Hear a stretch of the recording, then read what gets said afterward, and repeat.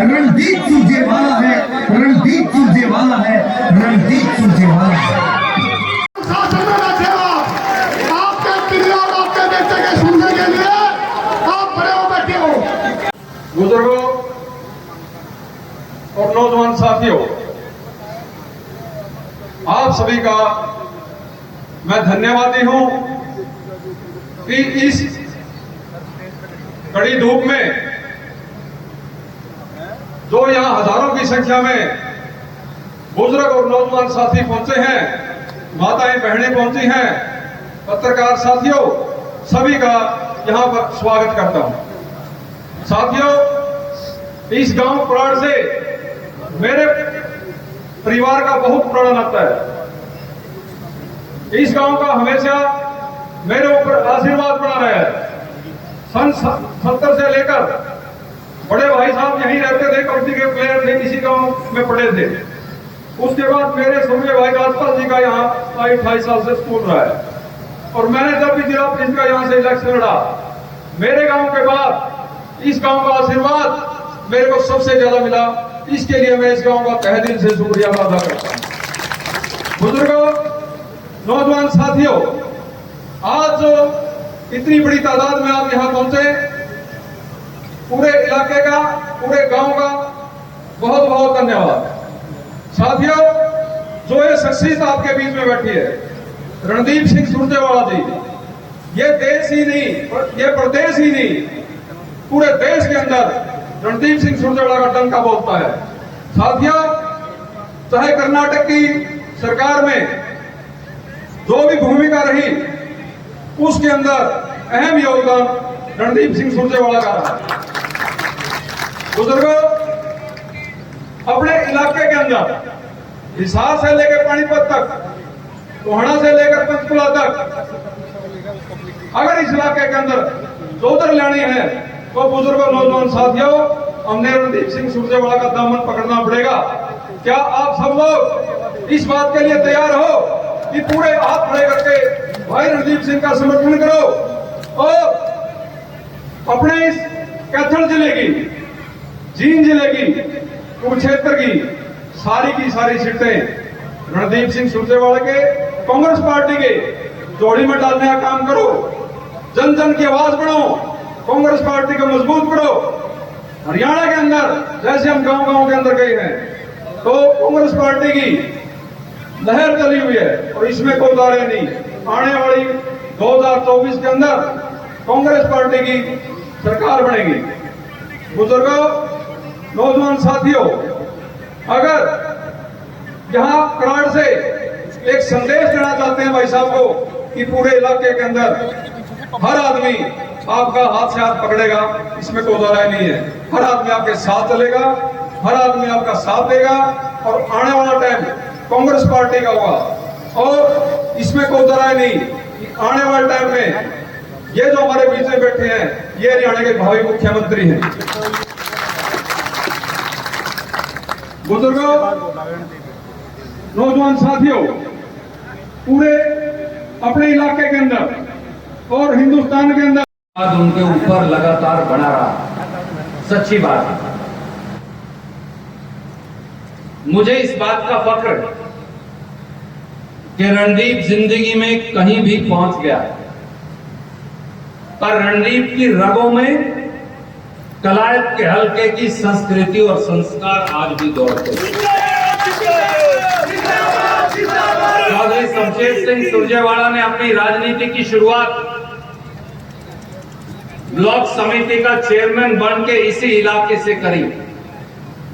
तब तो कलायत नरवाना सारा इलाका भी अपना एक ही हुआ करता था। धीरे धीरे आबादी बढ़ी, फिर इलाके बढ़ते गए। पर मैं आपको एक बात कह सकता हूं कि पूरे हिंदुस्तान के अंदर, पूरी दुनिया के अंदर रणदीप कहीं भी जाए, इस मिट्टी का एक अंश अपने शरीर में और आपके संस्कार को साथ लेकर जाता है। और भाई धर्मवीर जी, इस चिलचिलाती गर्मी के अंदर जब जमींदार ने भी कान पड़ा के बाबा बन गया था, सारे बुजुर्गों को, नौजवानों को गांव और गवांड के इतनी बड़ी संख्या में इकट्ठा करने के लिए मैं आपको भी, मेरे छोटे भाई, बहुत बहुत मुबारकबाद और शुभकामनाएं देता हूं। और मैं धर्मवीर भाई को हमेशा कहता हूं, किसान और मजदूर जब जेठ की गर्मी के अंदर, जब कड़कड़ाती सर्दी के अंदर, जब पानी देकर सांपों के बीच पानी तोड़ने सवेरे रात को जब जाता है, उसकी फसल कोई रखता नहीं, उसकी मेहनत कोई रखता नहीं। राजनीति में भी भाई धर्मवीर, मेहनत करी हुई कभी बेकार नहीं जाती, वो परमात्मा और लोग जरूर उसका फल देते हैं। और मुझे विश्वास है, मुझे इस बात का यकीन कि इस नौजवान पर आपका प्यार, आपका आशीर्वाद, ये नौजवान जिसकी रगों में आपका खून दौड़ता है, ये नौजवान जिसने कभी किसी के साथ ना झूठ बोली, ना ठगी की, ना किसी को लारे लगाए, ना टॉपी दी, ना झूठी बात करी, जिनके परिवार का और जिसका खुद का हमेशा ईमानदारी का रिकॉर्ड रहा, ये नौजवान इस इलाके में, इस इलाके को की फसल को पानी देने के लिए अपना शरीर गड़ाकर लगातार धर्मवीर भाई मेहनत करता रहेगा। इस बात का मुझे भी विश्वास है, मुझे विश्वास है, आपको भी विश्वास है। मेरे बुजुर्गों, साथियों, 9 साल से हरियाणा प्रदेश के अंदर भारतीय जनता पार्टी और उसके बाद भाजपा और जसपा की सरकार, पहली बार हरियाणा के इतिहास में कांग्रेस और लोकदल के अलावा भारतीय जनता पार्टी को लोगों ने मौका दिया और फिर भाजपा और जसपा की सरकार को मौका दिया। अपने इलाके से तो कभी भारतीय जनता पार्टी जीती नहीं, पहली बार भारतीय जनता पार्टी भी अपने कलायत कैथल के इलाके से हमें जो कभी नहीं जीती वो भी जीत गई। किसान ने, मजदूर ने, गरीब ने, नौजवान ने, माता बहनों ने बड़ी चाह से 9 साल पहले भारतीय जनता पार्टी की और उसके बाद ये भाजपा और जसपा की मौजूदा सरकार बनाई थी। उनमें से एक भाई कल अपने इलाके के अंदर भी आया था, 4-5 गांव में मुझे बताया जाके आया। 9 साल के बाद उस सरकार का जिसको हमने बड़े चाह से बनाया था, वो सरकार जो दिल्ली में भी काबिज है, वो सरकार जो हरियाणा में भी काबिज है, वो सरकार जो जिला परिषद पर भी कैथल की काबिज है, वो सरकार जो पंचायत समिति में भी काबिज है, वो सरकार जो नगर पालिका में भी काबिज है, सारी जगह भारतीय जनता पार्टी और जसपा को हमने बना दिया ताकि कोई कसर न रह जाए। कल मुड़ के ये कहना नहीं इस कारण से हम रह गए थे, हम बात कर नहीं पाए इलाके की। 9 साल के बाद उनसे हिसाब मांगने का तो समय आ गया। अपना एक पूरा इलाका पेट और पीठ एक करके जमींदारी खेती करने वाले किसान और गरीब मजदूर का इलाका। याद करिए 9 साल पहले जब दिल्ली में जो बैठे हैं दाढ़ी वाले मास्टर, जब उनकी सत्ता आई थी तो ये कह के उस आदमी ने सत्ता ली थी कि जिस दिन भारतीय जनता पार्टी का शासन बन जाएगा उस दिन किसान को लागत पर 50% मुनाफा मिलेगा। ये कहा था भारतीय जनता पार्टी की सरकार ने, और फिर हरियाणा में भाजपा और जसपा की सरकार ने, कि किसान की, गरीब मजदूर की, रविदासिया की, वाल्मीकि की, बैकवर्ड की, पेट और पीठ एक करके सोना पैदा करने वाले गरीब की, उसका कर्ज माफ करके वो दिखाएंगे। ये कहकर उन्होंने 2 बार दिल्ली की और हरियाणा की सत्ता ली थी कि पेट्रोल और डीजल के दाम कम कर देंगे। ये कहकर सत्ता ली थी कि खेती में चाहे वो खाद हो, बीज हो, बिजली हो, इनके जो दाम बढ़े हैं उसमें राहत दिया करेंगे, और ना जाने 15-15 लाख जमा करवाएंगे। नौजवानों को कहा 2-2 करोड़ रोजगार देंगे। जिसने जो सोच भी लिया, जैसे चौधरी देवीलाल कहा करते थे नोटों की मशीन दिया करूंगा हर गांव को, जो किसी ने सोच लिया वो उन्होंने वादा कर दिया।